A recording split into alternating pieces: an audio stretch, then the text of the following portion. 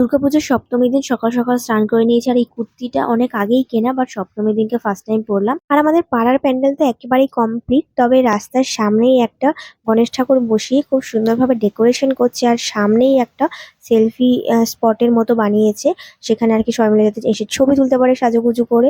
তো এখানে বর আর কি ম্যাট গুলো সুন্দর করে পেরেক দিয়ে সেট করছে যাতে সবার পায়ে পায়ে খুলে না যায়। তার সাথে বরের বন্ধুরাও কিন্তু অনেক কাজ করছে। আর দুর্গাপুজোর মতন এত বড় একটা পুজো সবাই মিলে যদি একসাথে না কাজ করে তাহলে কিন্তু পুজোটা সুন্দরভাবে কমপ্লিট করা একদমই পসিবল হয় না। তো সবাই মিলে সুন্দরভাবে মিলেমিশে কাজ করলে কিন্তু পুজোটা অনেক সুন্দরভাবে হয়। আর এই হচ্ছে প্যান্ডেলের ওপরের দিকটা, ভীষণই সুন্দর লাগছে। আর সামনের দিকটায় বসার জন্য কিন্তু অনেক বেশি স্পেস করেছে এই বছর। তো যাই হোক, আর এদিকে রয়েছে আমাদের মা দুর্গা। এদিকে পুজো শেষ হয়ে যাচ্ছে আর তোমাদের এই গোছানো আর যাচ্ছে। এই যে এখনো সাজানো, এই যে সাজানো।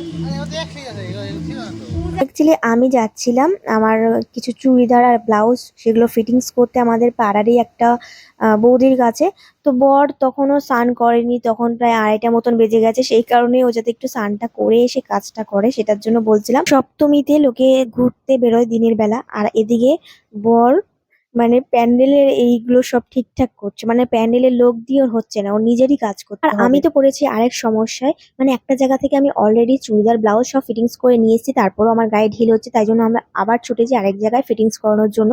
মানে সপ্তমীর দিন সকালে সবাই ঘুরতে বেরোয় আর আমি এদিকে চুড়িদার ব্লাউজ নিয়ে ফিটিংস করতে ছুটছি। সত্যি বলতে দুর্গাপুজোর সময় ড্রেস যদি ঠিকঠাক ভাবে ফিটিংস না হয় মাথায় একটা আলাদাই টেনশন চলে যে কতক্ষণে ড্রেসটা ঠিকঠাক ভাবে ফিটিংস হবে। আর এটা হচ্ছে আমাদের প্যান্ডেলের সামনের রাস্তার দিকের গেটটা, তো ভীষণই সুন্দর করেছিল। আর রাত্রেবেলা লাইটিং গুলো জ্বালিয়ে দেওয়ার পর তো পুরো ওয়াও লাগছিল, জাস্ট অসাধারণ।